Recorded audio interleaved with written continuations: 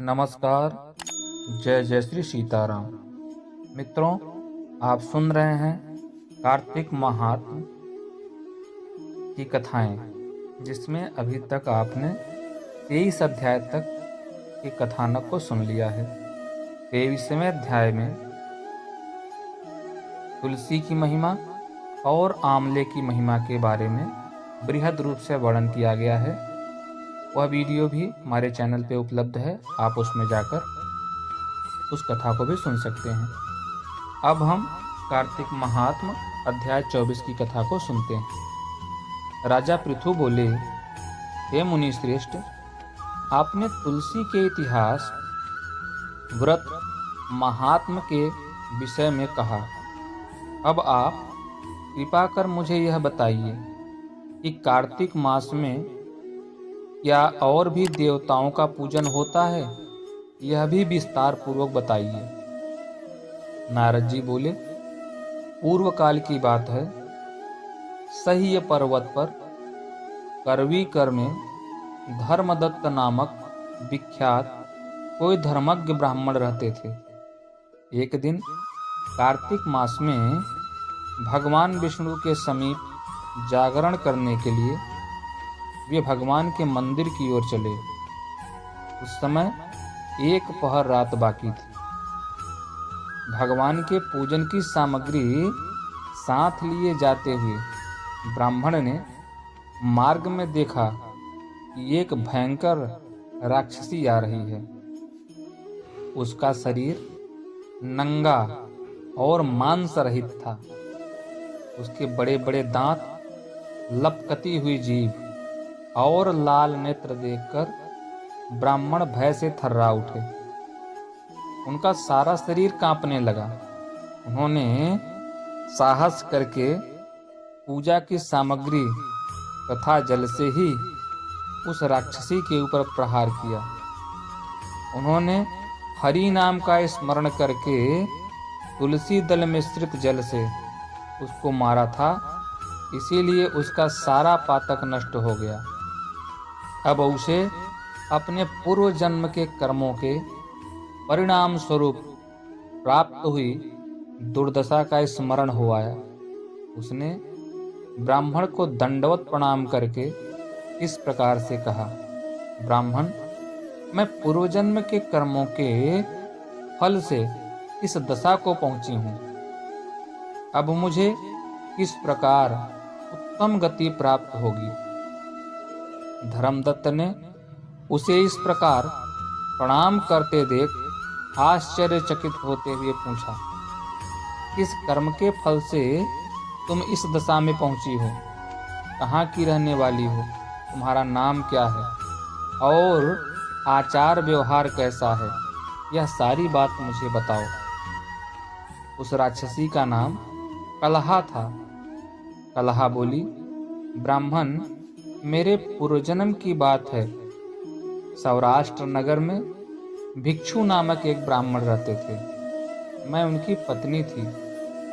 मेरा नाम कलहा था और मैं बड़े क्रूर स्वभाव की स्त्री थी। मैंने वचन से भी कभी अपने पति का भला नहीं किया। उन्हें कभी मीठा भोजन नहीं परोसा। सदा अपने स्वामी को धोखा ही देती रही। मुझे कलह विशेष प्रिय था, इसीलिए मेरे पति का मन मुझसे सदा उद्विग्न रहता था। अंततोगत्वा उन्होंने दूसरी स्त्री से विवाह करने का निश्चय कर लिया। तब मैंने विष खाकर अपने प्राण त्याग दिए। फिर यमराज के दूत आए, मुझे बांधकर पीटते हुए यमलोक में ले गए। वहां यमराज ने मुझे देखकर चित्रगुप्त से पूछा, चित्रगुप्त, देखो तो सही, इसने कैसा कर्म किया है? जैसा इसका कर्म हो उसके अनुसार यह शुभ या अशुभ प्राप्त करे। चित्रगुप्त ने कहा, इसका किया हुआ कोई भी शुभ कर्म नहीं है। यह स्वयं मिठाइयाँ उड़ाती थी और अपने स्वामी को उसमें से कुछ भी नहीं देती थी। इसने सदा अपने स्वामी से द्वेष किया, इसीलिए यह चमगादुरी होकर रहे तथा सदा कलह में ही इसकी प्रवृत्ति रही, इसीलिए यह विष्टा भोजी सूकरी की योनि में रहे। जिस बर्तन में भोजन बनाया जाता है उसी में यह सदा अकेली खाया करती थी, अतः उस दोष से यह अपनी ही संतान का भाण करने वाली बिल्ली हो। इसने अपने पति को निमित्त बनाकर आत्मघात किया है, इसलिए यह अत्यंत निंदनीय स्त्री प्रेत के शरीर में भी कुछ काल तक अकेली ही रहे। इसे यमदूतों द्वारा निर्जल प्रदेश में भेज देना चाहिए। वहाँ दीर्घ काल तक यह प्रेत के शरीर में निवास करे, उसके बाद यह पापनी शेष 3 योनियों का भी उपभोग करेगी। कलहा ने कहा, विप्रवर, मैं वही पापनी कलहा हूँ। इस प्रेत शरीर में आए मुझे 500 वर्ष बीत चुके हैं। मैं सदैव भूख प्यास से पीड़ित रहा करती हूँ। एक बनिए के शरीर में प्रवेश करके मैं इस दक्षिण देश में कृष्णा और वेणी के संगम तक आई हूँ। ज्यों ही संगम तट पर पहुंची त्यों ही भगवान शिव और विष्णु के पार्षदों ने मुझे बलपूर्वक बनिए के शरीर से दूर भगा दिया। तब से मैं भूख का कष्ट सहन करती हुई इधर उधर घूम रही हूँ। इतने में ही आपके ऊपर मेरी दृष्टि पड़ गई।